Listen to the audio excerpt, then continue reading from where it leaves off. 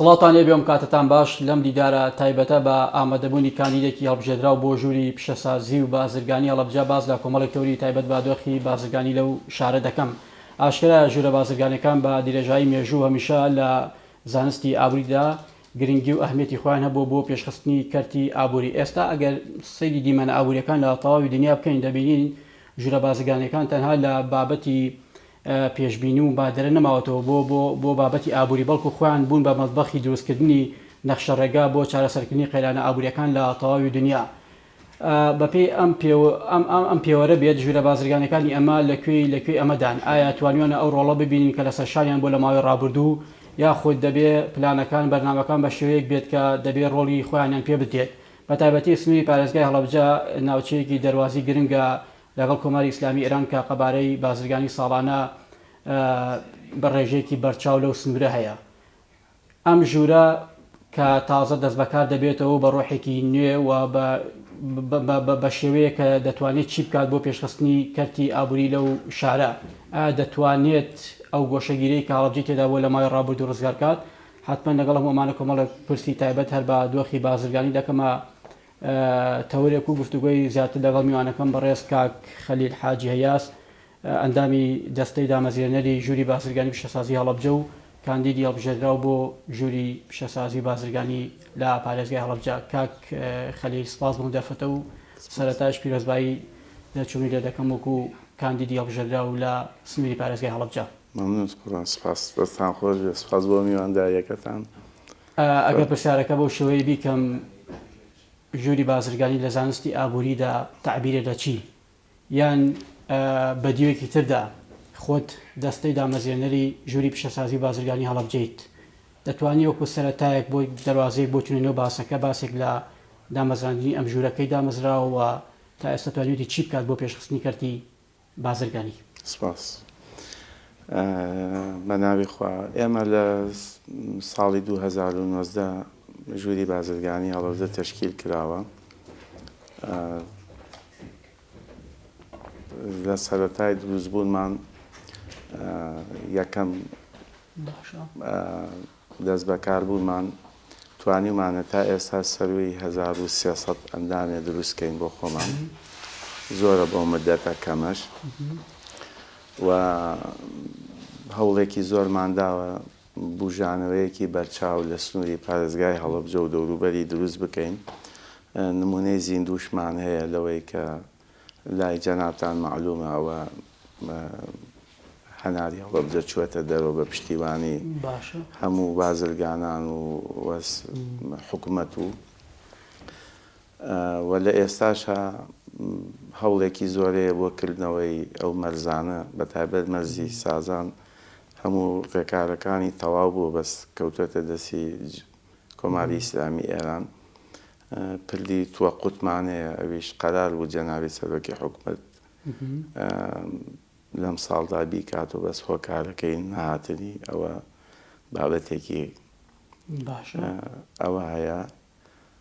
و ئێستش کە ژووری بازرگانیمان هەڵبژاردوێتەوە، پلانمان هەیە زیاتر بە کارەکانمانە بچین و ئەوانەی کە باش بوون باشتریان کەین. ئەوەی باشە کاک خەلیل، ئێمە سەر ئەو پرۆژانەی کە ئێستا لە سنووری پارێزگای هەڵەبجە وەکو پرۆژەی بازرگانی بوونیان هەیە، بەڵام پێش ئەوە با لەسەر ژوورەکە چەند قسەیەک و چەند گفتوگویەک پێی من و تۆ. ئەم ژوورە لە ماوەی ڕابردوو توانیوێتی ڕۆڵی خۆی ببینێت، ئەگەر نەیبینیوە هۆکارەکە چییە؟ و پێشم یعنی خۆشە پێم بڵێیت پلان و ڕوئیا و بیرکردنەوەکانی ئێوە لە ژووری بازرگانی پیشەسازی هەڵەبجە لەلایەن ئەنجومەنی وەزیرانەوە گوێلەگیراو بووە، توانیوێتی بە ئاراستەیەک بکەوێتەوە کە خزمەتی شارەکەی پێ بکرێت؟ لە ڕووی بژانەوەی هەڵەبجە ئەین پلانی ئێمە وەکو ژووری بازرگانی کە چیمان کردووە، ئێمە ئەوەی کە پێمان کرابێ، ناڵێن هەموو شتێکمان کردەوەی کە پێمان کرابێ بە هەر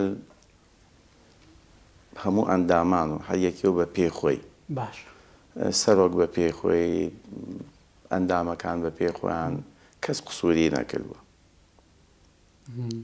بە سەردانمان بۆ وڵاتان، بە پەیوەندیمان لەگەڵ قونسوڵگەریەکان توانیمانە یعنی هەڵەبجە لە قۆناغێک و بەرینە قۆناغێکی کرد. ئەوەی کە زۆر گرنگ بۆ بەلای خۆتان و ئیشتان لەسەر کردو و نەتیجەیەکی باشی هەبووە لەم ژوورە کە زۆر دیار و بەرچاو بێ ڕۆڵەکەی چی بووە ینی کاک خەلیل؟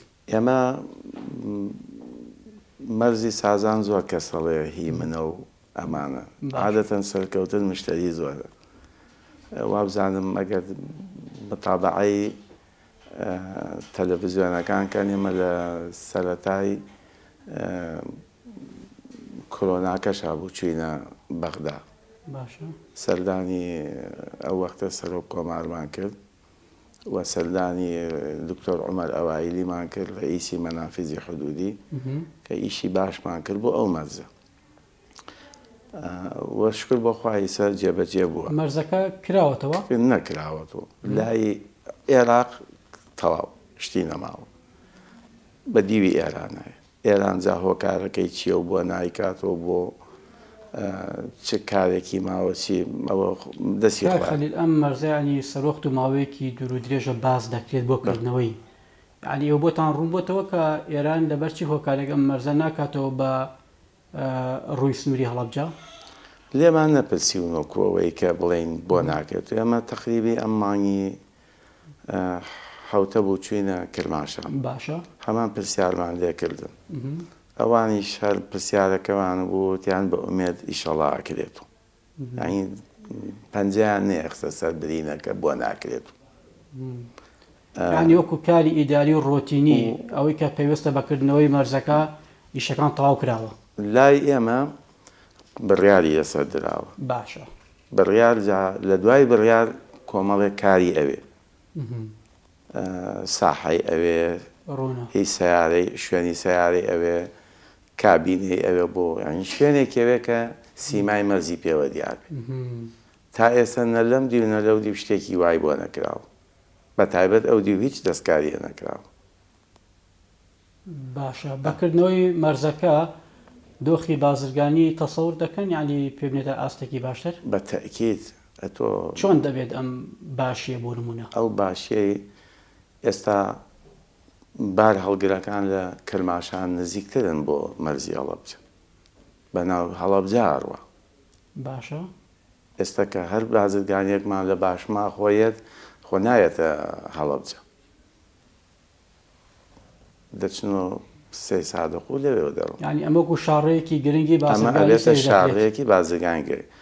و مەرزی ئەو مەرزە یەکێ لە سیفاتەکانیەوەیە حەمل و نەقڵی کەمی تێچ. ئەنی تۆ کرماشان زۆر نزیکە بێتەوە بە سازان. کەواتە دەتوانین بڵێن چەندێک سوودی هەرێمی کوردستانی تێدایە؟ ئەوەنەش بۆ ئێران. بزەبت. و پلی توەقتیش بکرێتەوە تۆ گەرمیان و منتیقەی دیالە و خانەقینە بەسیتەوە بە هەڵەبجەوە. بە تایبەت لە کاخەلیل بە تایبەتی پرسیارم دەبێت لە سەرپردی دۆخۆ دووەڵام پێشەوە پێم خۆشانیەوەی بە دەداچوونم بۆ کردووە من لە سنووری پارێزگای هەڵەبجە 8 مەرزەیە. لەم 8 مەرزە چەندیان ئەکتیڤن کە ڕۆژانە چۆن لەڵی ئاڵوگۆڕی بازرگانی تێدا دەکرێت؟ ئێستا فعلەن مەرزی شۆشمەیە. شۆشمێ. فعلەن ئەوانی کە هەمووی یا ئێستا پشتەمانەیە خۆ سەر بە ئێمە نییە. داهاتی بۆ گەرمیانە ئەوەی کە من بزانم. ینی وەکو دەواازە لای ئێوەیە بەڵام وەکو داهات تا ماوەیە لەمە پێشیش کە خەبەرم بوو هەر ئایدی ئەولا بەس هەوڵە دەین پشت بە ئەوە گەڕێتەوە بەسەر ئیدارەی محافەزە ئیداری هەڵەبجە مێگلایەکاتەوە. بەڵێ یەکلایی کاتۆ کە ئەوە سەر بە هەڵەبجەیە بۆ سەر بە گەرمیان بێستا. باشە. کەواتە ئێستا هەڵەبجە لەگەڵ چەند وڵات یان لەگەڵ چەند ناوچەی جوگرافی ئاڵوگۆڕی بازرگانی تێدا دەکرێت؟ ئێستا بە ئەو شمک و کاڵایانیشی کە دەکرێت چین زیاتر؟ ئێستا بە فعلەن لەگەڵ کۆماری ئیسلامیە موادی غەزایی هەمووی لە ئێرانوی ئەنی زۆربەی لە شیرەمەنی لە خۆراک لە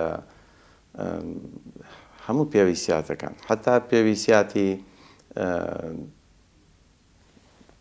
علە فوشتیش هەمووی لەوێەوەیە. لێتانەوە دیارە ئاڵوگۆڕی بازرگانی ساڵانە چەندێکە لە نێوان ئێوە و کۆماری ئیسلامی ئێران؟ تەقریبی زانیاری زۆر یانی ئەگۆڕێن وەختی وایە تۆڵی ملیاردێک ئەوێتە ملیاردێک و 200 وەختی وایە دائەبەزێ مهم بە شێوەیەکی گشتی سەروی ملیارۆی دۆلار.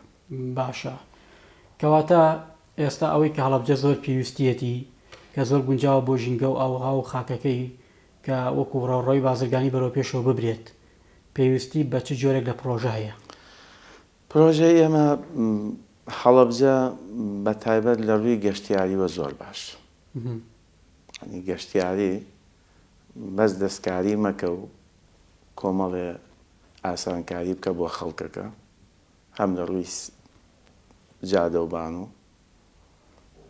و لە ڕووی عەزم کردی ئەو پردی تووە قوتە بکرێتەوە بە تەواوەتی گەرمیانە بەسێتەوە چونکە ئێستا ئەگە ئێمە میوانێکمان بێ گەشتیارێکمان بێ لە خواروی عێراقۆ بێن ئەبێ بە ناو سلێمانی و بە شوێنەکانی کە نایەن هەڵەبجە لەوەش خراپترەوەی کە میوانخانەیەکی وا گونجاوی تێدا نیە کە گەشتیار تیا بمێنێتەوە لەمەوە ڕابردێکێک بوو لە گلەی و سەرنجەکان پلان هەیە چەند گوندێ بکرێتەوە ئێستا لە منتیقەی ئەحمەداوە شکر بۆخوا گوند هەیە بەس پلان هەیە لە هەموو شوێنەکان گوند بکرێتەوە گوندی گەشتیاریەوە شتێکی باشە کابرایەک کە لە گەشتیارێک لە خواروی عێراقۆیەک ڕاستەوخۆ ئەتوانێت شوێن حجز بکە ئەوە شتێکی باشە. چەند کار ئاسانی بکرێ بۆ گەشتیار چەند کار ئاسانی بکرێ بۆ هاوڵاتیە کە بە تایبەت گەشتیارەکانمان ئاوەدانی لە هەڵەبجە بەرەو پێش. کاک خەلیل فێستیڤاڵەکەی هەناری هەڵەبجەی ئەم ساڵ کە ڕێژەیەکی یەکجار خەڵتێدا ئامادە بوو دەتوانین بڵین ئەو گۆشەگیرەی کە هەڵەبجەی تێدا بوو لە ماوەی ڕابردوو ئەم فێستیڤاڵە توانی بیشکێنێت؟ بە تەئکید ئەوە چەند ساڵە و فێستیڤاڵە خۆی بۆ خۆی بووە سومبلێک بووە هەڵەبجە. باشە و ئێستش پلانەیە لە ئێمە پلانێکی کەمان بوو نازانمەویش هۆکارەکەی چی بوو سەری نەگرت کە بازارچەیە بکەینەوە لە بینی خوڕماڵ و بیارە ئێرانی بێن بەبێ ڤیزە لەوێ شت بفرۆشن خەڵکی ئێمە تا ئەو بەر بچێت ینی ئەو بازارچەیە کە بکرێتەوە ینی بە شێوازێک ئاوەدانی ڕووەکاتە هەڵەبجە کە جێی دڵخۆشی بێت. بۆ نەکرایەوە وەڵاهی ئەویش بۆ خۆتە زانی هەموو شتێک کاری ئیداریە ئیداریش بەدەستی ئەمە نییە بەدەستی ئیدارەی مەحافەزەوە. بۆ پێشخستنی کەرتی بازرگانی پرسوڕا بە ژووری بازرگانی پیشەسازی هەڵەبجە دەکرێت یان بەشێک دەبن لەو پلانانەی کە لە سنوورەکە جێبەجێ دەکرێت؟ وەڵاهی من خۆشبەختانە بڵێم ئێمە پارێزگاری هەڵەبجە بە تایبەت زۆر پرسوڕامان پێەکە ینی با پیا و عادلانە قسەکە باشن هەمانگیمانەیە لە ڕووی میوانداری و لە ڕووی سەفەرۆ لە ڕووی ئەو وەفدانەیەن ئەنی ئەمە وەفتمانەیە هی وڵاتان کەیەن ئەکسەرەن ئیدارەی پارێزگا زۆر پەیوەندیان باشە لەگەڵمان. نزیکترین پلان چییە کە لە هەڵەبجە جێبەجێ بکرێت بە تایبەتی لە ڕووی بازرگانی پرۆژەکانەوە یعنی ئەوەی کە بە ئێوە گەشت بێت و زانیاریتان هەیە ینی خەڵک لە ماوەی ڕابردوم قسانامی کراوە کاک خەلیل کە من تۆ لە بەرنامە دەیکەین بەڵام خەڵک شتی ئانی ئەوێت هیچ پلانێکی بەردەست بۆ پارێزگای هەڵەبجە لەلایەن حکوومەت یا حیزبەوە هەیە بۆ ئەو ناوچەیە؟ پلانەکانمووی لەبەر چاوتانە پلانی تازە ئێمە ئەمانەوێ پلانە کۆنەکانمان بۆ جێبەجێ بکەن پێویستمان بە تازەکانیش ئەبێ بەس جارێەوە ئەبێ کۆنەکان بکەین. ئێستا ئێماگە عەزم کردی ئەو پردە بکرێتەوە ینی ئەبێتە شادەمارێ بۆ بازرگانی هەڵەبجە. ئەم پردە هەروەکو پێشتر باسم کرد پرسیارم دەبێت کەواتە بۆ نەکرایەوە لە ڕووی پرۆتۆکۆلیشەوە پێم وابێ هەموو ئامادەکاریەکرا کە جەنابی حکوومەت چەشتی بێنێتە ناوچەکە و بەردی بناغەکەی دابنێت بۆ ئەمە نەکرا ئەوە ئەتوانن بابەتەکە ئیداری بۆ حیزبی لای ئێمەی وەکو ئێمە وەکو ئیدارە وەکو ژووری بازرگانی ناتوانین بڕیار لەسەرەوە بکەین چونکە ئەوە کارێکە لە سەروی ئیدارەی ئێمەوەیە چونکە سەرۆکی حکوومەت کە جەنابی قەرار بۆ بێتە هەڵەبجە بەردی بناغەی دانی هەوڵ هەیە بۆ کردنەوەی ئەم پردە یاخود چۆن دەڵێ کۆتایی هاتووە؟ نەدا بڕیاری لێ دراوە جار لاگرتنەکە مادەم بڕیاری لێداوە کاتیە ئومێدمەیە بەخوای شەڵا هەرە بێت. ژووری بازرگانی پیشەسازی هەڵەبجە بۆ بەشێک لەو پلانانە جێبەجێ ناکات کە بۆ پێشخستنی ئەم شارە پێویستی پێیەتی خۆ ژوورە بازرگانەکان هەمیشە چۆن دەڵێیت پردی پەیوەندی نێوان حکوومەت و کەرتی تایبەتن. ئێوە بۆ خۆتان خاوەنی هیچ پرۆژەیەکن بۆ هەڵەبجەکە خەلیل؟ وەکو ژوور یا وەکو ژوورەکە ژوورەکە پرۆژە ڕەنگە هەندێک جهەتی بەرپرس لەو ناوچەیە چاوەڕێی دەم و کارەکانی ئێوە بێت. وەکو ژوورەکە هەموو ئەندامانمان بە شاهیدی ئیدارەی محافەزە کە هەموویان لە کاران لە ئیشان هەرێکیان بە پێی مەقاولاتی یەکێک بە پێی ئیشی هەناردە و هاوردەکاری دەستیانەیە ئەتوانم بڵێم ئەو ئەندامانەی ژوور نەبن بۆ شێوەیەش نییە ئیشیان کردووە ئەنی نەک بڵێم برادەری خۆ من هەر یەکیان لە ئاستی خۆی بە پێی توانای خۆی لە ڕووی بیناسازی لە ڕووی ئاوەدانی لە ڕووی ترانزەیتی خۆراکی لە هەموو ڕێکۆ دەستیان بووە خەڵکانێکی باشن بە تایبەت ئەندامەکانی ناوژوور وەکو خەڵکی بازرگانیشمان زۆرە حەز ناکەم لە ئێرایسە ناوی دوان بەرم و ناوی دوانی کە نەبم بە تایبەت سەرمایەدارەکانی پرۆژەی ئەو بازرگانانە پرۆژێکی شەخسین یان پرۆژەیە کە جەدوای بەرژەوەندی گشتی تێدایە؟ وەڵاهی زۆریان جاگلەیەکان ئەوەیە بۆ نمونە لەسەر حسابی حکوومەت و ناوچەیەک بازرگانێک پێدەگات بەڵام دواتر هیچ سوودێکی ئابووری بۆ ناوچەکە نابێت. ئەوانە من حەق نییە ئەمە ڕاستکرێتەوە کاک خەلیل؟ بە تەئکید دەبێت ڕاستکرێتەوە بەسەوە بە ژووری بازرگانی ڕاستە بێتەوە بە حکوومەت ڕاستە بێتەوە دەبێت سیستمەکە دەستکاری کرێت. بەڵێ مەقاولێک تۆ پرۆژەیەکی ئەدەیتێ باشە پرۆژەکە وەک خۆی جێبەجێ ناکە بە ژووری بازرگانی عیلاجەکرێ یا بە دەسەڵاتەکرێ بە حکوومەتەکرێ وەنیە من مەقاولێکم پرۆژەیەک مەدەنێ جادەیەک مەدەنێ ئەڵێ ئەم 5 کیلۆمەترەیە چایکە باشە کیلۆمەترێکیەکەم و ئەڵێن بۆ چاکت نەکرد ئەڵێن بوجە نییە ئەیخەمە سەر حکوومەت حکوومەتی شەڵێ خەتای مەقاولەکەیە لەم بەینا دەسەڵاتی ئەوەمەیە وەکو ژووری بازرگانی بەسەر حکوومەتە ئەمر بکەم یا بەسەر مەقاولەکە بیکەم ئەوەی کە لەسەر توانای ژووری بازرگانی بێ بە دڵنیاییوە بەڵام خۆیەوە دەتوانن وەکو ژوورەکە لە کاتی پێدانی مۆڵەت بە کۆمپانیایەک پرۆژەیەکی بازرگانی دەبێت مەرج و ڕێنمایەکان بە شێوەیەک بێکە بەرژەوەندی گشتی تێدا پێڕۆ بکرێت. ئەوە زۆر ڕاستە بەس ئەوەی کە ئەو پرۆژانە زۆرینەی هی کۆنن ئومێد دەکەم بۆ داهاتوو دەگۆڕێ ئەم بابەتە ئومێدمانەیە بگۆڕێ و پلانیشمانەیە کە سەرۆکی داهاتوومان هەڵبژارد بە وردی چاودێری ئەو شتانە بکە. وەک دوایین پرسیار ژووری بازرگانی پیشەسازی هەڵەبجە کەی دەست بەکارەکانی دەکات؟ خۆی ئەبێت لە ماوەی 2 هەفتە سەرۆکی ژوور هەڵبژێرین کە سەرۆکی ژوورمان هەڵبژاردۆ بە ئومێدی خوا کەوینەوە سەر کار و چالاکی خۆمان و ئەوەی کە پێمان بکرێت بۆ خزمەت بۆ شارەکەمان کە ئەڵێن هەڵەبجە بە تەواوی قەزا و ناحیەکانیەوە باشە ئومێدمانەیە خەڵکەکە شاوکارمانە خەڵکەکە باشە ئێمە لەم مدەتەکەمە ئەو هەموو ئەندامە هاتوون بە تایبەت 800 و ئەوەندە دەنگدەرمان بووە زۆر بە ڕۆحێکی وڵات پارێزیوە هاتوون دەنگیان داوە متمانیان بە ئێمە داوە ئێمەش ئەبێ ئەو متمانی ئەوان لە دەست نەدەین خزمەت بەوان و خزمەت بە شارەکانیشمان بکەین.